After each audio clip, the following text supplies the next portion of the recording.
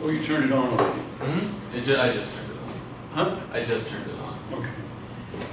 All right, so let's see, we should turn off the event because it makes a very much noise. Good catch.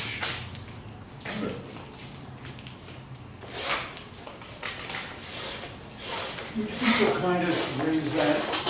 More light is better.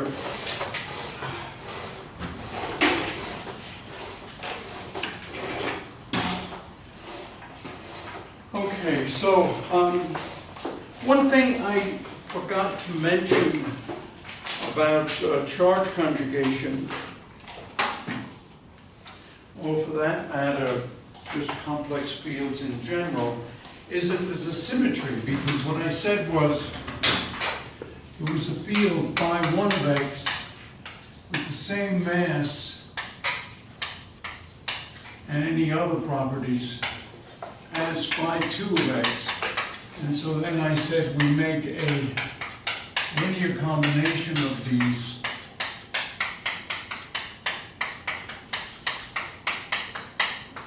and then we find that this is a field in which you've got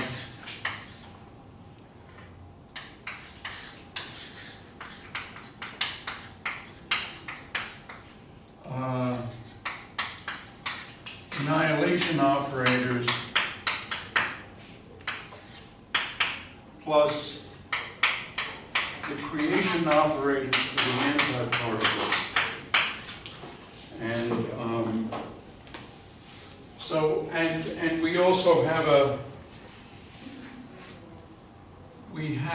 symmetry here between the masses. That symmetry gets reflected in the Hamiltonian, and that symmetry in the Hamiltonian means that the Hamiltonian commutes with the charge operator. And the charge operator just counts the number of particles minus the number of antiparticles in a given state. So it's Q is essentially Q an integral some. I don't guarantee the normalization, but it's basically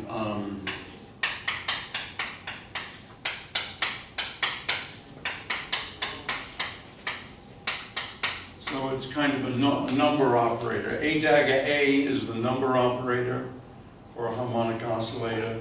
B dagger B is a number operator for the other harmonic oscillator, so it's the number of particles minus the number of antiparticles. Okay.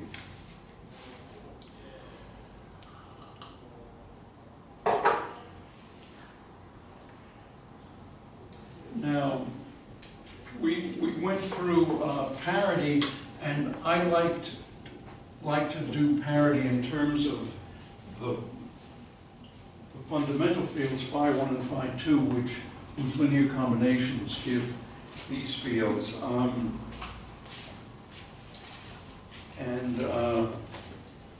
Weinberg takes the view that, and he's probably right, but he takes the view that the fundamental particles are the particles and their antiparticles, and so there's no need to talk about these underlying fields. So I don't know really which viewpoint is better. I just like this one because it just seems to hang together better to me.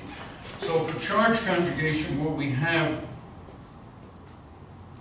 is we have C on A1 dagger, say of P, C inverse is some phase A1 dagger of P, and for A2 we have something else. We have A2 dagger of P, C inverse is minus C A2 dagger of P. And okay, so one can then take the adjoint of these equations. And what's C and how's it related to Q? What's C and how's it related to Q? C? No. You're okay with C written on the other side of the equation. So you have Oh, C is charge conjugation, sorry. Okay. It doesn't stand for charge, C is charge How's it conjugation. related to Q? Well, so it's not. So I see.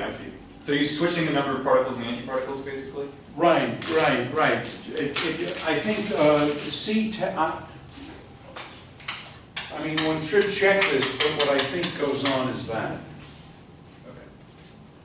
But, you know, let's check it. Let me first go a little bit forward with this. If this is how A1 and A2 transform, then C on A1 dagger minus I A2 dagger C inverse. And this, of course, is C, well, let's put in a root 2 just for religious reasons. B dagger C inverse. Now what will that turn out to be? The A1 dagger goes into C. A2 dagger goes into minus C, but there's a minus sign there. So this is plus I A2 dagger, and that is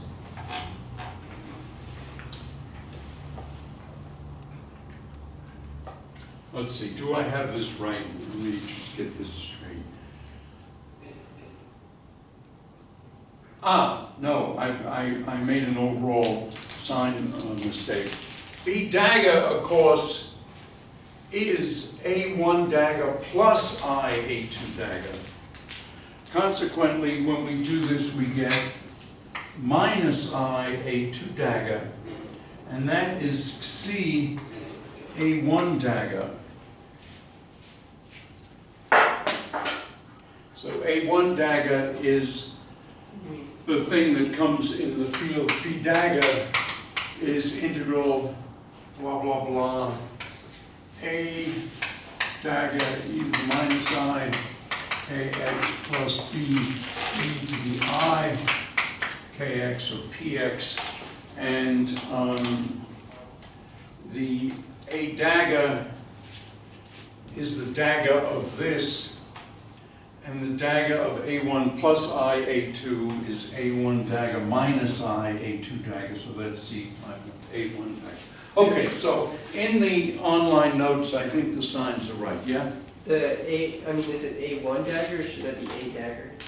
That should be A dagger. Let's see, this nice conventional eraser is really great for actually lecturing, and the big one is good for erasing. Okay, you get two for correcting a mistake. Let's go back to consequence. Okay, so that's the way charge conjugation works, and oh, there's a big typo. And C B dagger of P C inverse will be C A dagger of P. So there's a typo in the current equation 72. So then the field, here's the field, C phi of x C inverse then be, well, let's do the rest of these equations. This, of course, here is C A C inverse. No, I'm sorry. This is C B dagger. And what makes sense then is, what is, let us say, just C A C inverse? Well, this is C A1 plus I A2 over root 2. And and this is CA1 minus I CA2, and so this is just, okay, wait, I screwed up. Okay, I forgot to say what these things are. So if we take the adjoint of this equation, we get a C star. The adjoint of this equation, we get a minus C star. So this is C star and a minus C star. So this is C star. Oh wait, I do not want to do that. That's a different equation. And so this is C star B. Let me just make sure that, right, that's right. And moreover, you can check that C on B, C inverse, which is C A1 minus I A2 over root 2, C inverse C minus C, this is just CA star. Let me just make sure of this, so, right, C star. Okay, so. Wait, Kevin? Yes. So you said you took the adjoint of this. How do we know how to charge? How do we know how those C's, are they unitary, or what do they do under the adjoint operation? C is unitary, yeah. Everything, Is all these as I said to you before, antilinear, anti-unitary operators are spooky. Physicists avoid them like the plague was the old saying. This plague, I think, now is easily cured with antibiotics. So anyway, people avoid antilinear, anti-unitary operators as much as possible, and so the present version of physics, at least quantum field theory, is constructed so that antilinear, anti-unitary operators only show up in time reversal. So everything else is unitary and linear if it's a symmetry operator. Okay, so now what is this? This is this d cubed k. I'll just write over the square root. So it's CA of k, C inverse e to the I kx plus C d dagger of k, C inverse e to the minus I kx. And now we have that CA C inverse is CB, C star B.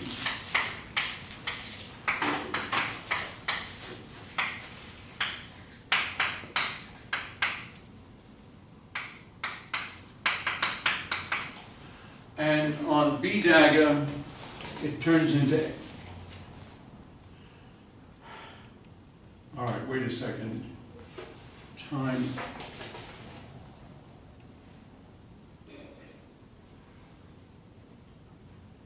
C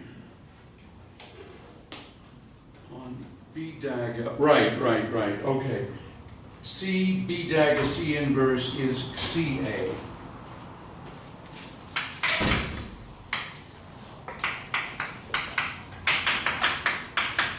Okay, so if we want this to be simply related to the field itself, then what we need is C equal to C star. In other words, this phase has to be real. Moreover, if you do charge conjugation twice, you're back where you started from. So C squared is 1, so C is plus or minus 1. So that's basically charge conjugation. And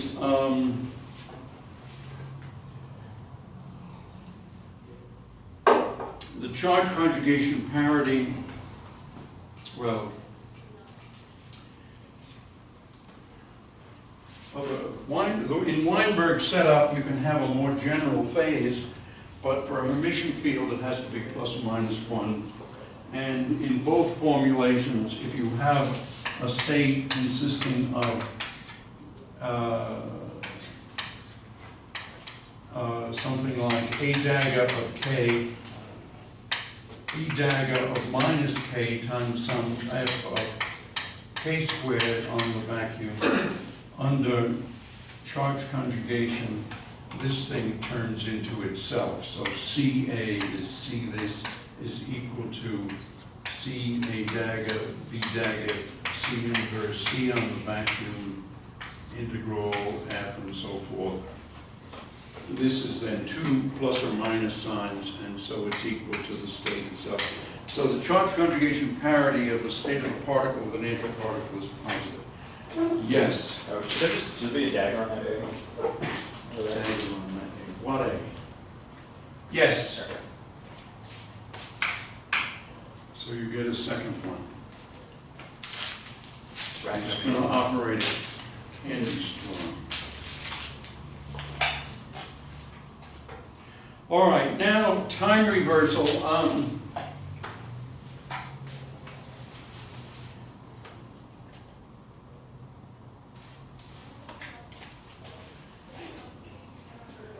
So time reversal, as I said, it's the only place that anti-unitary, anti-linear operators show up, but just kind of as a vaccination against such things.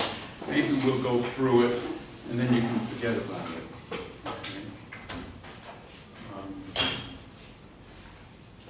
All right, so how does this go? Well, T, this is the way I set it up. T, A1 of P, T inverse is some zeta star, A1 of minus P. So it shoots the momentum, it flips the momentum. And T A2 of P, T inverse is minus zeta star A2 of minus P. Now A1 dagger, P dagger, T inverse turns out to be zeta A1 dagger then of minus P, and T A2 dagger of P T inverse is minus zeta A2 of dagger of minus P. Now, I worked this out about a week or two ago, so you should trust but verify. For the B's, now that we've got the, well, all right, a little bit more. What is T on A of P, T inverse? Well, this is T 1 over root 2, A1 of P, plus I, A2 of P,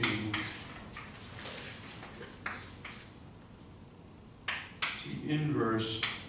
This is 1 over root 2, T A1, T inverse. Now the sign flips.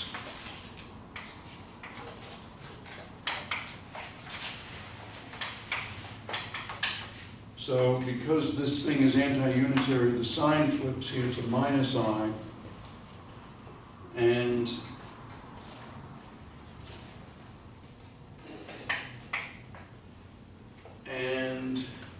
the A1 is a zeta star, and A2 is minus zeta star, but altogether this is just zeta star, A1 of minus P, plus I A2 of minus P root 2.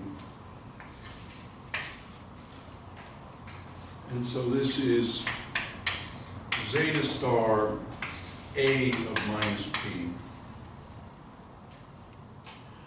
And, yes. So when you have t acting on A2 and you get the minus sign, wouldn't that cancel out the one? The T. So when you originally defined t and acting on A2, you originally defined t, so conjugate. I originally tried yeah, to be on it has A2 the to minus do that. sign. It has the minus sign, right? Yeah. So wouldn't that cancel out when you use the anti-unitariness to, because you move the I out down there, right in that equation right there. So you move the I out, that gives it a minus sign. I moved the I out because T is anti-unitary. Okay, and then and then in the bottom line it cancels again, because you get the minus A2 again. Right. T. And is that why that minus sign is TA2 is minus zeta star, Mm-hmm. and so this popped out. So this minus sign canceled that minus sign, and we just get a plus. Is that why it's in there? Is that just a, Huh? is that why? Because it seemed weird, just like defining it that way. Is that to make that cancellation? Yeah, that's why. Okay. But I don't absolutely guarantee that everything. Where the first minus sign comes from? Where the first minus sign comes from? You mean here? No, down. This one? Down. Yes. There? Yes. T is anti-unitary. So when it crosses an I, it flips a sign. Or antilinear and anti-unitary.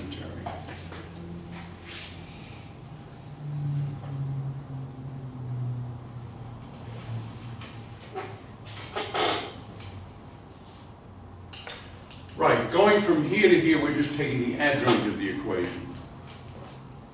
And as you showed in the first homework problem, the T's behave reasonably under taking the adjoint.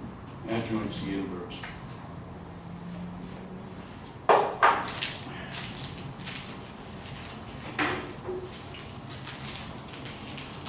All right, maybe one more. P then B dagger, I'll leave out P inverse. This is T, A1 dagger of P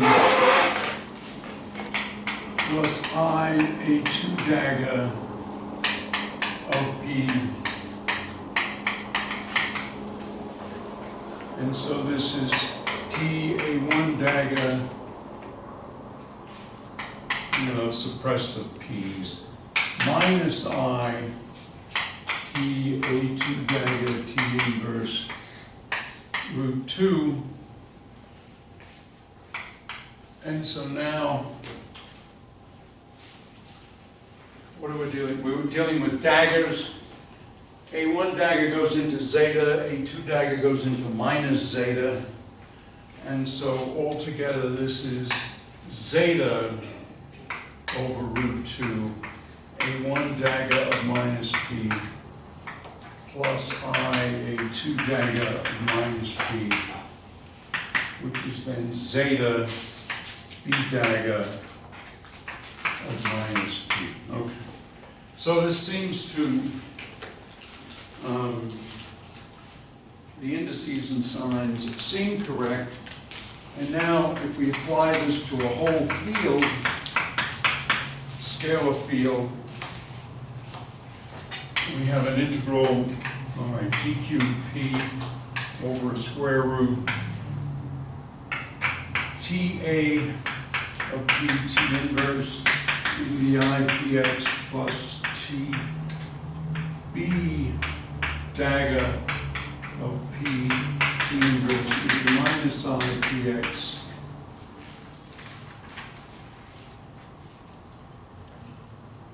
As usual, I'm going at breakneck speed through this material. Integral dqp square root. Okay, what? Yes. So when T act on the face, since it's anti-unitary, Very good. Excellent. And in my notes, got it right. It's just that on the fly I got it wrong. Great point. You get 2 candies. I'll hand them to you since it's hard to catch 2 things at once. So this is, okay, so what's T on, what happens to A under T? It goes into zeta star A minus P.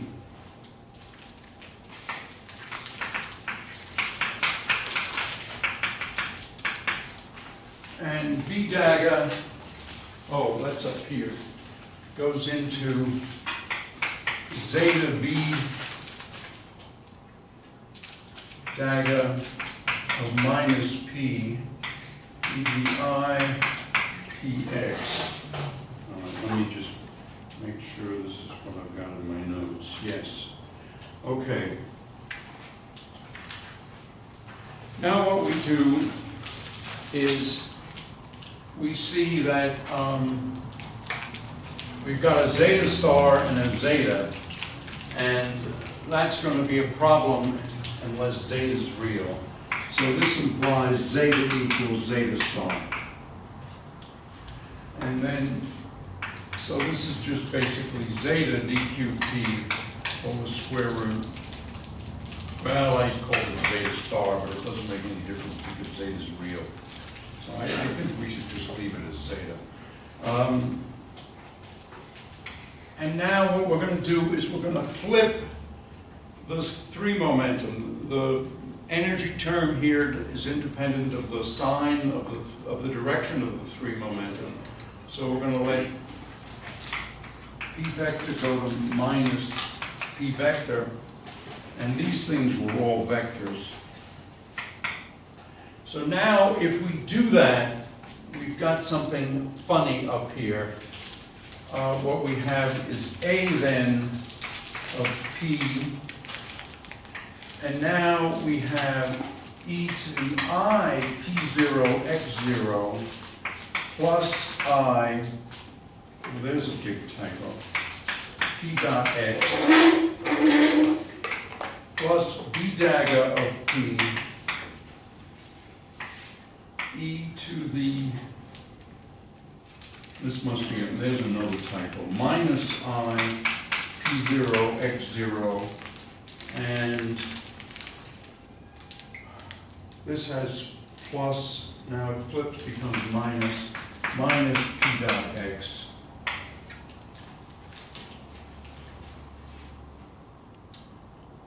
Okay. Okay, so this is right finally, but can you put an X there? Just put an X out in the margin. Thanks. Okay, so what does this look like? This is simply zeta, the field phi, at minus x0 x vector.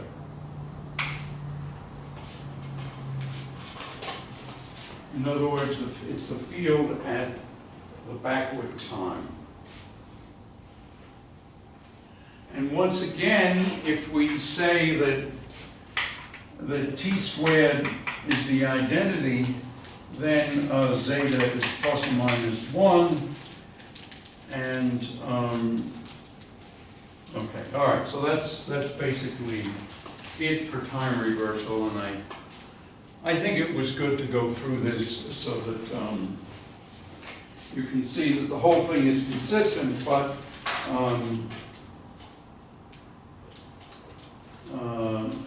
anytime you can avoid time reversal, you should.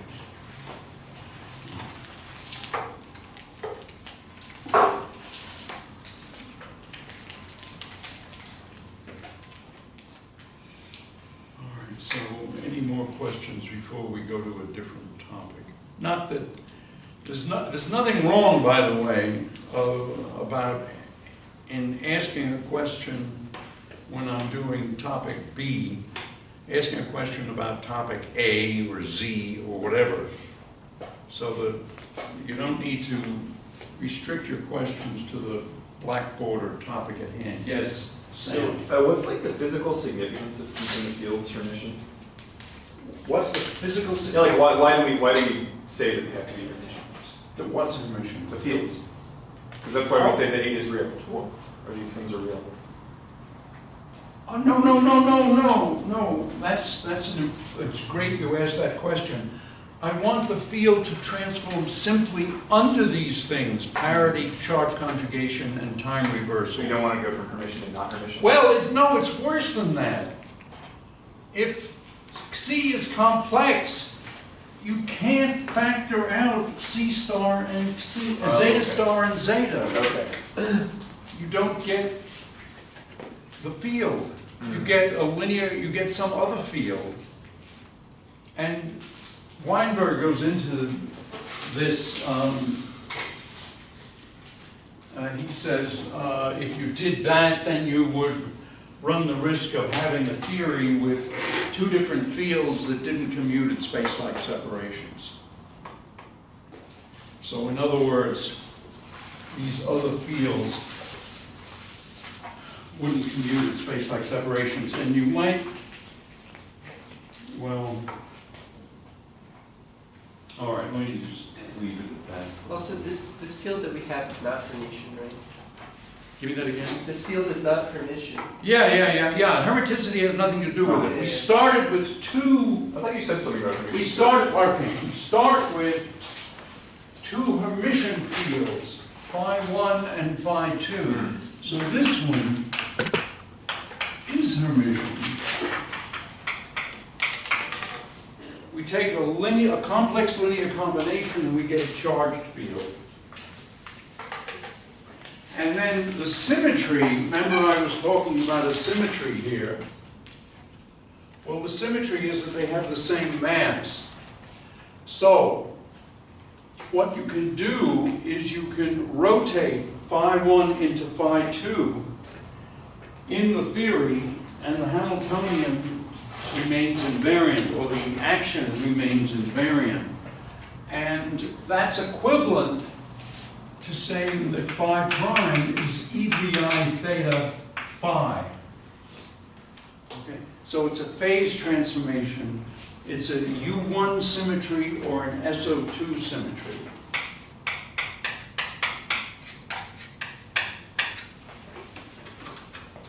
You see that? So its symmetry gives us charge conjugation. And of course, you can have more than two fields with the same mass. You can have a whole bunch of fields with the same mass. And that typically leads to symmetry under a bigger group than just U1 or SO2, something like SU2, SU3, or whatever.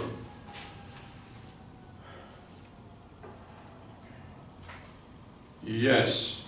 You said that the time reversal operator with your mutual law of nasty stuff, and that's why you use it only for time reversal. Where exactly does the nastiness come in? Because this seems like it's I sort of heard what you said, but I didn't understand it. Say it again. You said previously that the time reversal operator is really nasty to work with. Yeah, because it's anti-linear and anti-unitary, so it's kind of spooky. So where exactly does that difficulty come in, though? Where does what? The difficulty to work with it come in, because it seems pretty... Oh, well, I mean, we're so used to unitary operators and linear operators that, that we could make mistakes. You know, we could forget that the thing is anti-linear or anti-unitary. I mean, let's put it this way. If when I went through this, it was all totally transparent and clear to you, fine. You're one of the few people who can deal with anti-linear, anti-unitary operators. By the way, something that I should mention is a deep theorem that I'm not going to do in class, but I'll just mention that in general, the product of these three symmetries,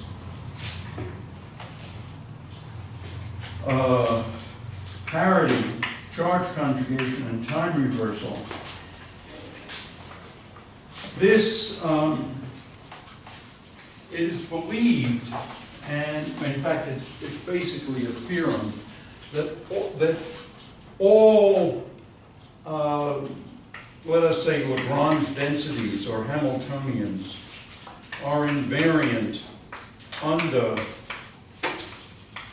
this.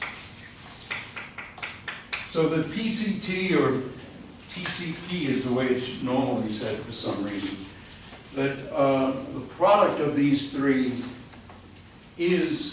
seems to be a symmetry of all quantum field theories. You ask, is it a symmetry of all string theories? I don't know. And is string theory right? I don't know that either. What do you think, though? What? What do you think? It has been, well, one thing that is very good about string theory is that it tries to get rid of the infinities by saying something about the basic particles rather than saying nothing about them, which is what quantum field theory does. Quantum field theory just treats them as black boxes and says how they interact. String theory tries to say what they are, namely these one-dimensional or higher dimensional objects. So that's very good, and doing that, as usual, when physicists try to do something new and unprecedented, they have to develop a lot of new mathematics, and so the mathematicians are delighted with string theory because the string theorists have opened up a whole new branch of mathematics that the mathematicians, poor souls, never knew existed. On the other hand, is it true? I don't know. I should mention, by the way, I've often said nice things about Dirac, who was, of course, an extraordinary physicist.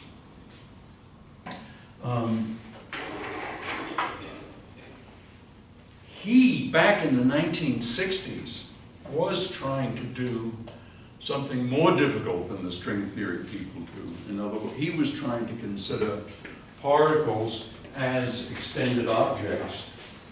And I looked at some of his papers, and what he does is he says right in the beginning that now we need to formulate the theory so that we can apply an action principle, you know, this usual variation of the action when you vary the path and so forth, the more general versions of that.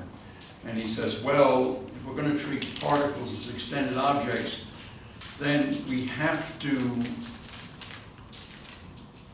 use a more general parametrization of the points on the particle. And so he introduces arbitrary reparametrization. I can barely pronounce the word. And that's one of the key features of string theory. The string theory, the most basic kind of string theory, where it's just a linear string, the action is formulated in such a way that the action is invariant under an arbitrary change of variables, which is kind of like what happens in general relativity. You can change your coordinates in an arbitrary way. And that's more significant than the sort of stuff we normally do in quantum field theory, where we change the labels on the fields in a linear, unitary way. Though I once wrote a paper on a non-linear way of dealing with fields. That, of course, passed unnoticed into the literature. Any questions? No, okay. All right, so we're going to go to vector fields now. That means that this d L bar L of lambda is going to be simply lambda itself. And L bar L goes from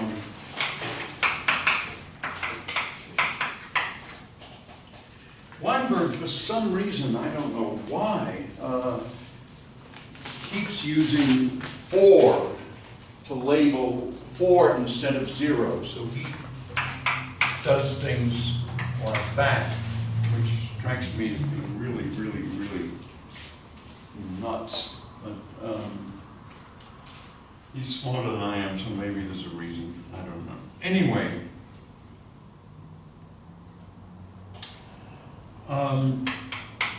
so as you know, I usually use Latin indices for the space-time indices that go from 0 to 3. I think it is better to do that, but in my notes here sometimes I've thought, well, maybe because we have a lot of space indices and space-time indices that I've used Greek for space-time. I think what I'm going to do is use the actually the convention that I actually like is the early part of the alphabet is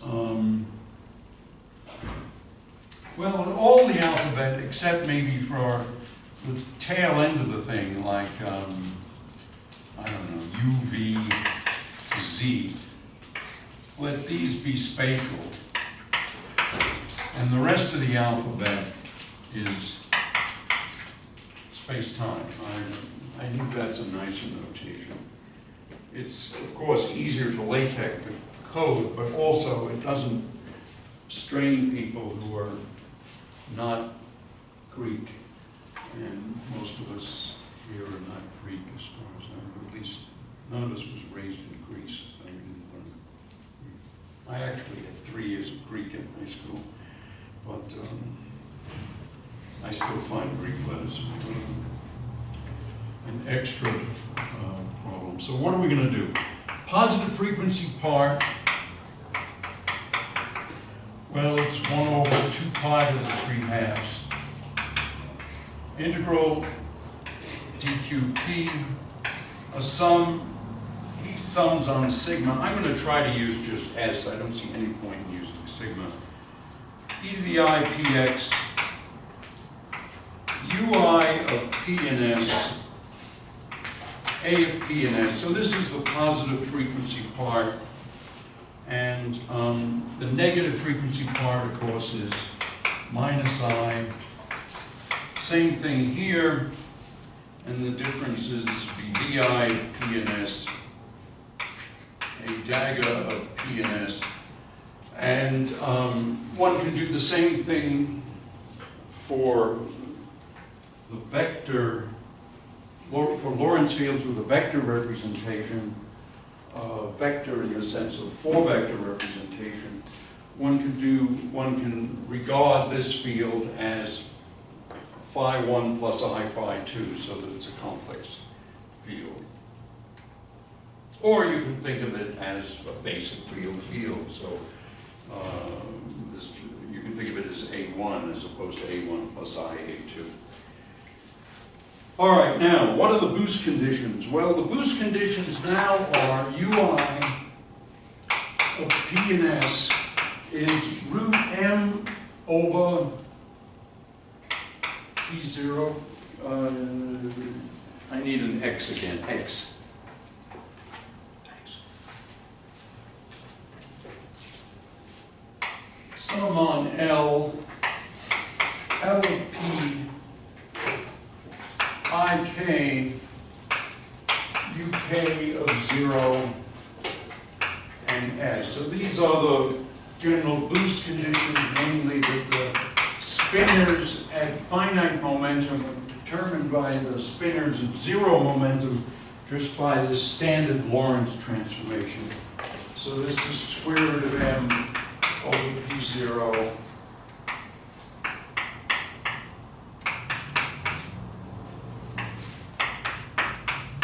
and I see this is a little bit silly here. This is the sum of k. So this L and L bar are turned into I or k going from 0 to 3. So these are the boost conditions. The rotation conditions are sum over, let us say, S bar ui of 0 and s bar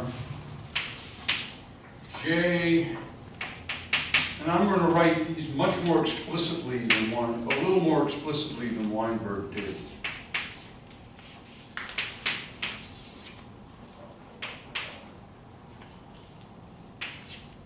Oh, this is a script JSON.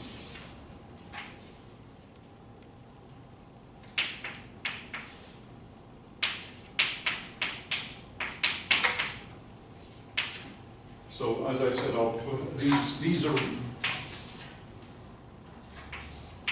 most of these notes are already online. I'll put the rest of them online right after class, and then tonight I'll try to fix all the typos that I noticed.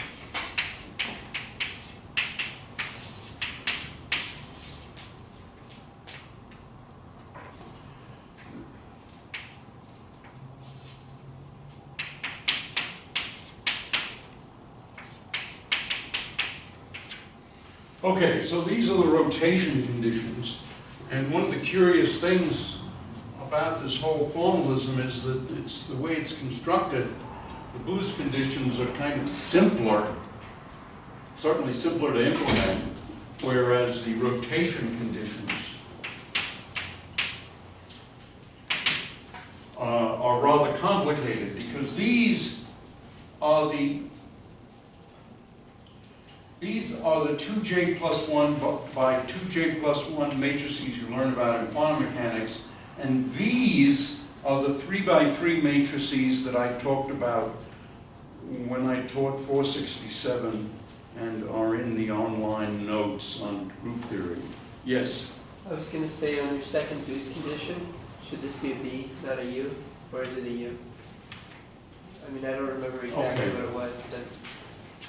UUVV. No, your boost conditions. Oh, yeah. Yeah, the whole world would explode if that happened.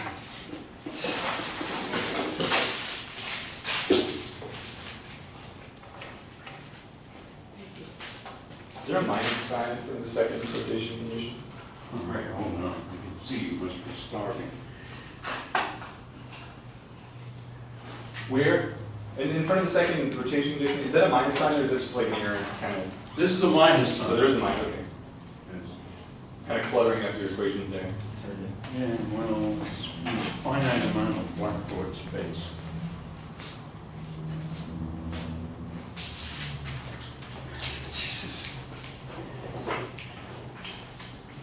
Maybe they'll fix that in the new building, What? the finite amount. Oh, no, it'll be worse.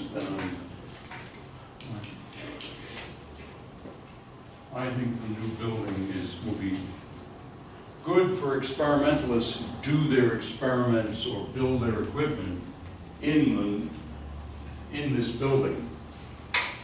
But for everybody else, it's going to, and it's also will be good for people who have shitty offices now. And there are some people who have awful offices now. For everybody else, it's going to be a disaster. That's what I think. But it's going to be so nice. What? Have you seen it? It's going to be so nice. There's going to be trees inside of it.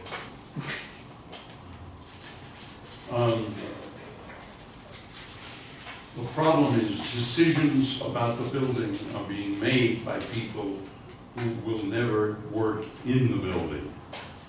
And these people overrule the chairman, they overrule Doug Fields, they overrule any faculty member who dares to complain.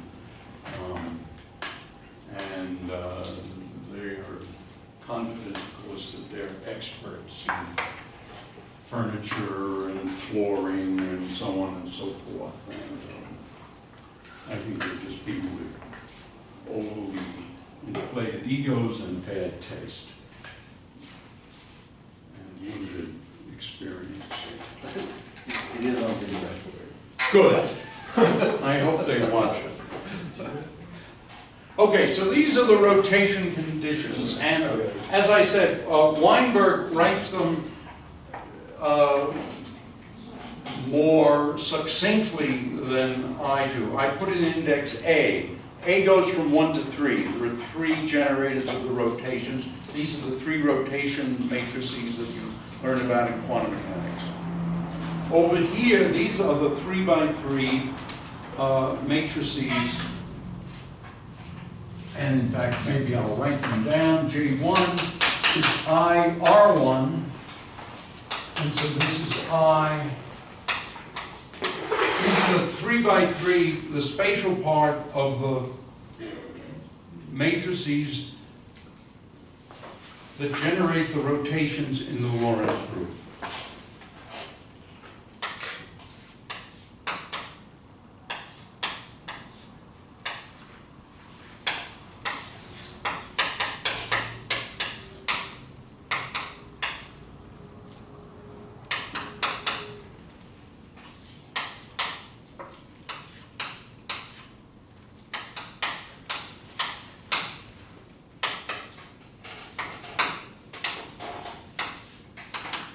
I on 3.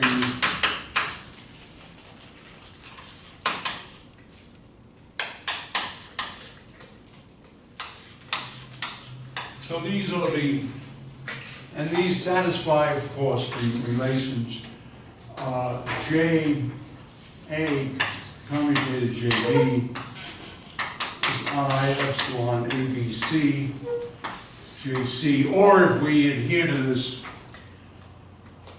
notational choice that, all right, let's change what I'm saying. Let's say the beginning of the alphabet, ABC, is spatial, and everything else from IJ on is space-time. So then here ABC goes from 1 to 3. But these are really 4 by 4 matrices, right? No, these are 3 by 3 Oh, they're matrices. 3 by 3? Okay. But the generator, You said with the Lorentz group, they generate rotations, the Lorentz transformations. right, but they're, how shall I say? These, you see, let's see, wait a minute, did I?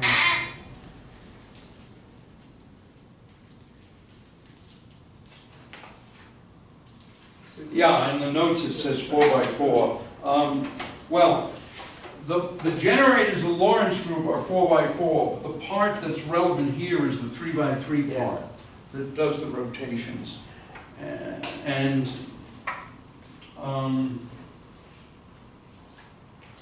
that's what actually occurs here. That's what these J's are. In fact, Weinberg says explicitly what they are. He in fact writes this as JK IJ is minus I epsilon IJK, where again, let me do A, B, C, and in your leisure, you may check whether these that I wrote down satisfy his rule. I think they do. I checked twice, but could have gotten something. Okay, let's.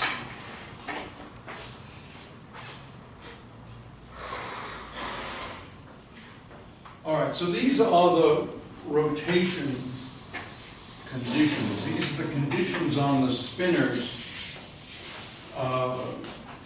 that come from invariance on the, well, the field should transform properly on the Poincare rate transformations, in particular on the rotations.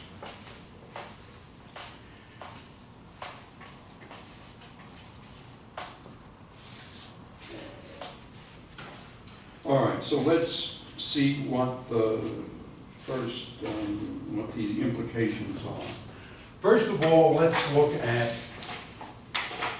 I equals 0. In other words, this I goes from 0 to 3, that I goes from 0 to 3.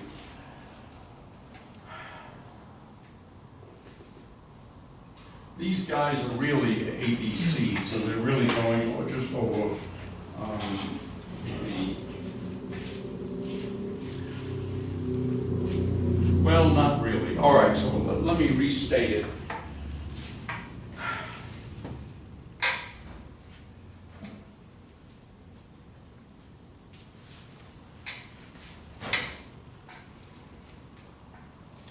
Well, or let me maybe just go to the conclusion. If we set I equal to 0, you see these J's are JA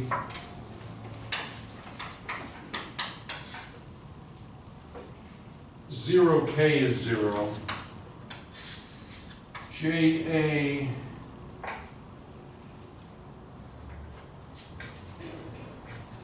all right, let me just quote exactly the way Weinberg did it. First, where's the erase?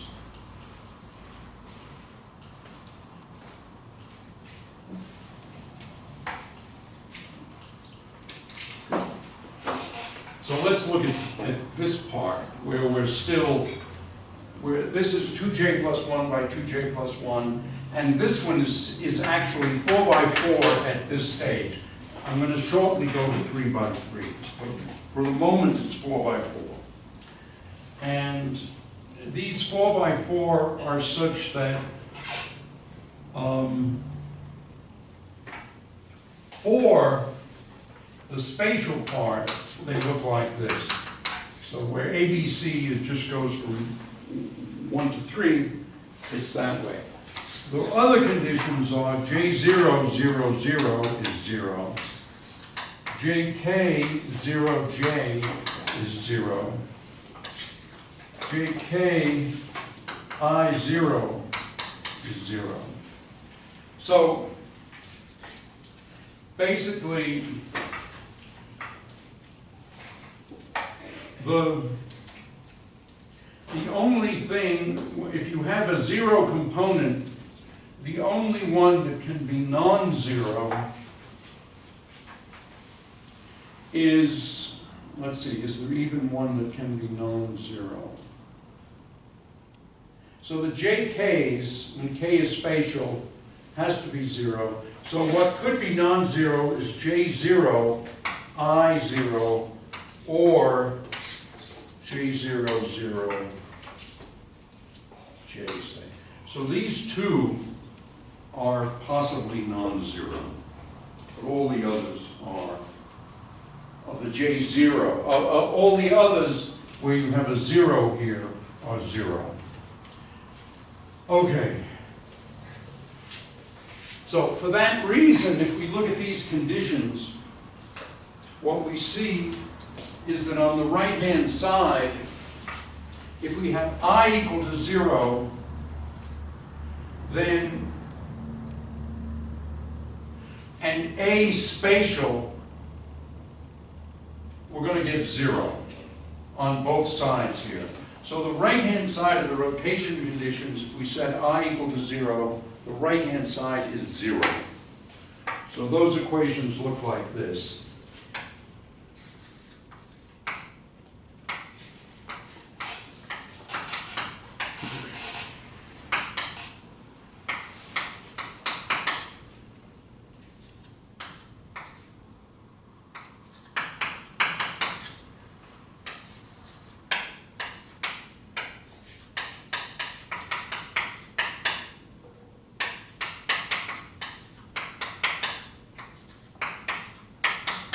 Okay, so those conditions are that. And if we multiply from the right by another j, so what we've got here is 0. Multiply from the right by a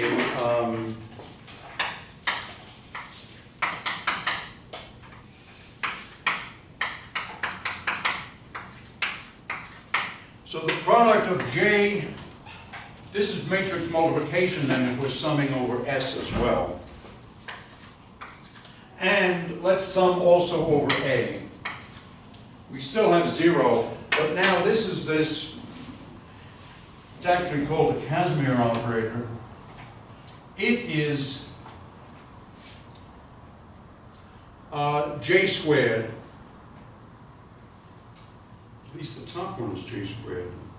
Bottom one, this is the complex conjugate here. I think for the bottom one, we're going to multiply by something else. So, in fact, let me just multiply by a star for the bottom equation. So then this thing is, this is effectively U0, 0, S bar times JJ plus 1. And this is minus B0, 0, S bar, JJ plus 1. Times, yeah, no, okay, there. In fact, there may be a minus sign. No, the thing is 0, so. Okay, what does this tell us? This tells us then that if we're dealing with, that if J is greater than 0, then U0 and V0 have to be 0. So for J greater than 0, so in other words, if the field, the 4-vector field, represents particles of spin greater than 0, particles with spin, then their 0 component is 0. That's why I went to 3 by 3 here. So I should have written this upper equation later, I guess.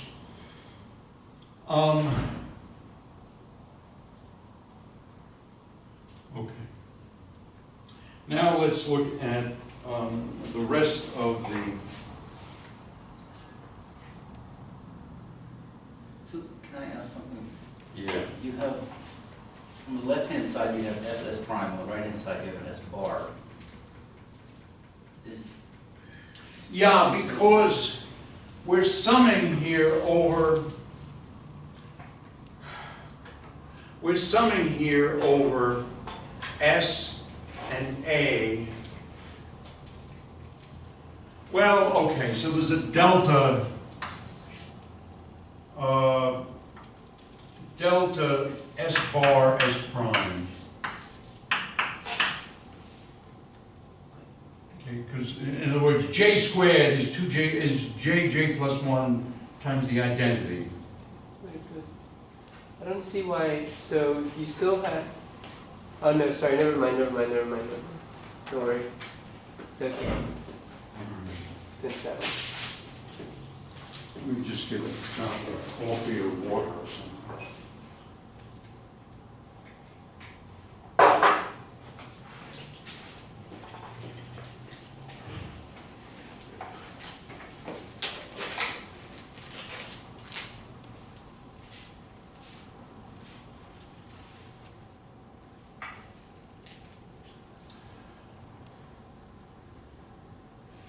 All right, now what we're going to do is we're going to go back to these equations and set I equal to 1, 2, or 3.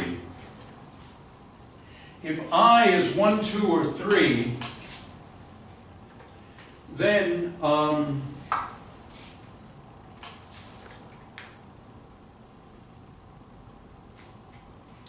and then these are the rotation matrices. So for the rotation matrices, I don't know why he didn't say that. For the rotation matrices, these things really are, all right, let me think.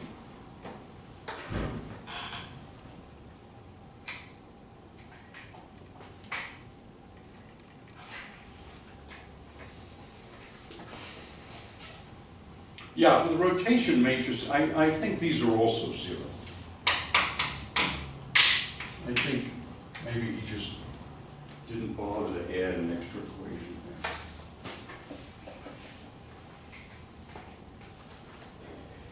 there. Anyway, so we're down to the 3 by 3 case here.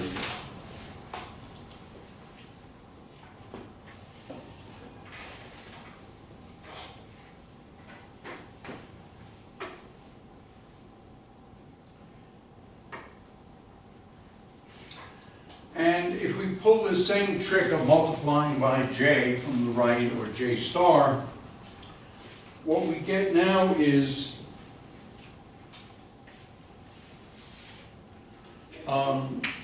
jj plus 1 ui of 0 and s prime. I guess I'm summing over s bar in this case. Yeah, explicitly it's sum s bar sa ui 0 s bar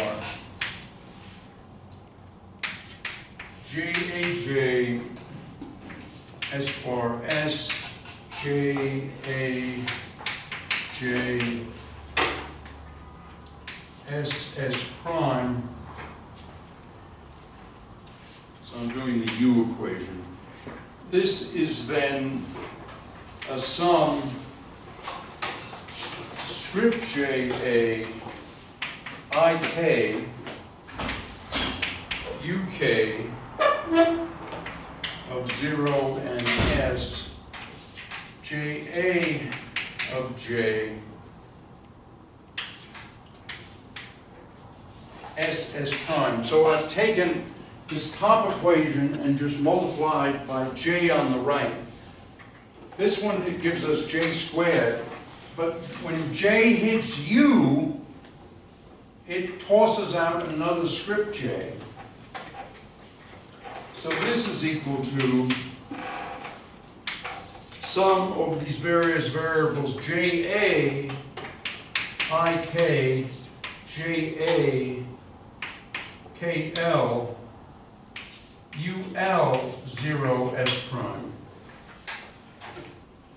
On the other hand, these are the 3 by 3 rotation matrices, and that's then a J squared, which gives us again JJ plus 1, but now JJ plus 1 for J equal to 1 is 2. So I'm taking J equal to 1 here, and so this is 2 UI of 0 and S prime. And frankly, let's see. Right, this is 2 because this is, or these are automatically spin 1. They're spin 1 because we're talking about a 4 vector, and the 3 vector part of a 4 vector is an ordinary vector. That's spin 1. That's J equal to 1. On the other hand, what we have now as an equation is JJ plus 1 UI is 2 UI of 0 and S prime. That means that the particles represented by the vector field have to have JJ plus 1 equal to 2, and that means they have to have J equal to 1. So these are spin 1 particles. So a 4 vector field has to can represent spin 1 particles. In the other case, where we had U0 non-zero, but all the other U's 0, was spin 0.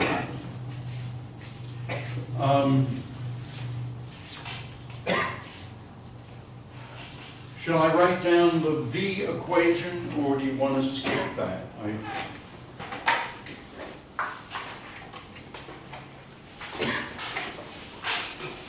out of Blackboard, so I'm going to go to, which we only have 12 minutes left, whiteboard.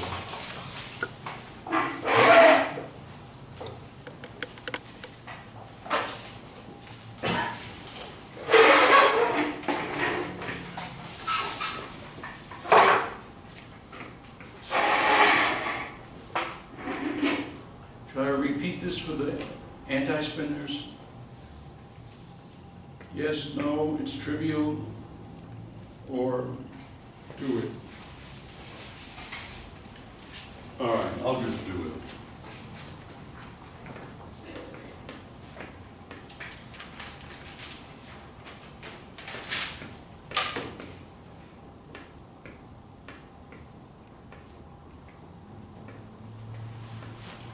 Okay, big sum.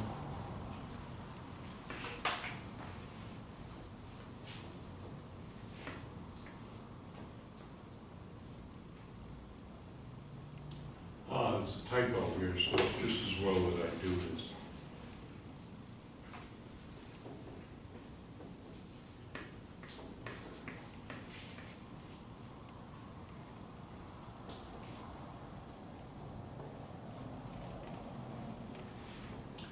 Okay, so this turns out to be JA, this is sum, and skip what I'm summing over, but I'm summing basically over everything. JA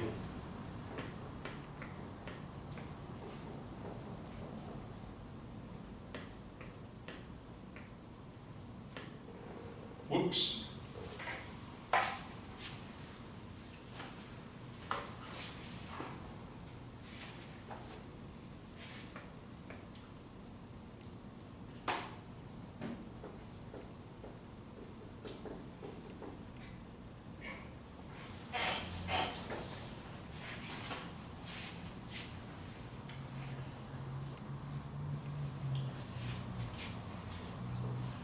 And so this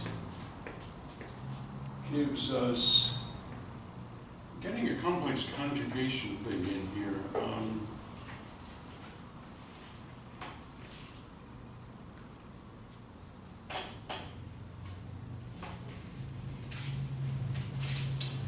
Because I only noticed the star.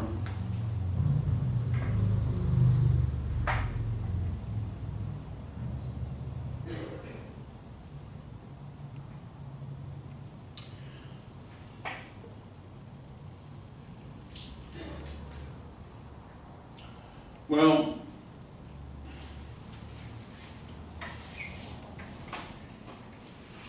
J's,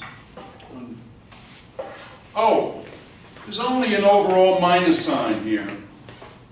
So it doesn't matter. In fact, that overall minus sign, I think, is what's going to cancel the minus sign that we started out with. Remember, there's a minus sign in the V equation. The fluffy, the equation that's circled back there has a minus sign. That's because this thing has an extra minus sign in it. So if we get rid of that sign there, we've gotten rid of the overall minus sign. No,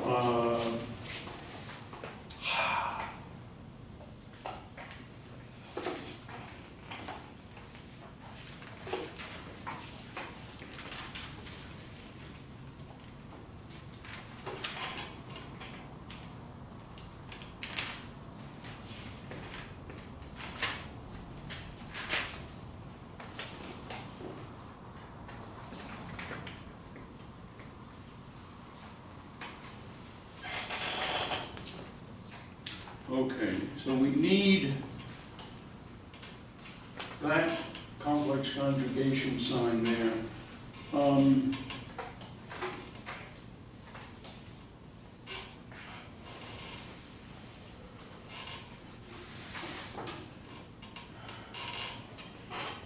right, an alternative way of doing this is that's J star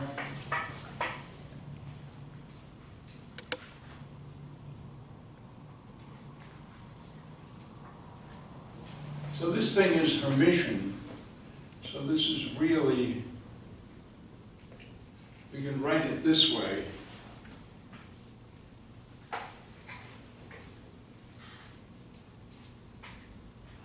Okay, and then we can multiply from the front. Like that. And so then what we have is that this gives us that. And then we have S prime S. Right, and now we've got S prime S, and we can rewrite this as star S S prime because it's Hermitian. And then this kicks out a second, I can find the page that I'm on.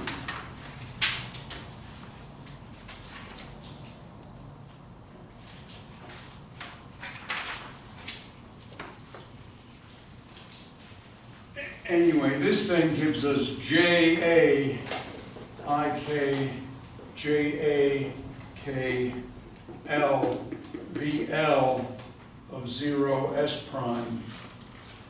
And that then, and on the other hand, this has to be 2. And so again, the spinor, this tells us that J again is equal to 1. So this implies J equals 1. Okay, so the conclusion is then the I equals 0 condition tells us that U0 of 0 and S, V0 of 0 and S can be anything if J equals 0 and U0 equals V0 equals 0 if J is not equal to 0. Then the I greater than 0 condition tells us that U0 and V0 are 0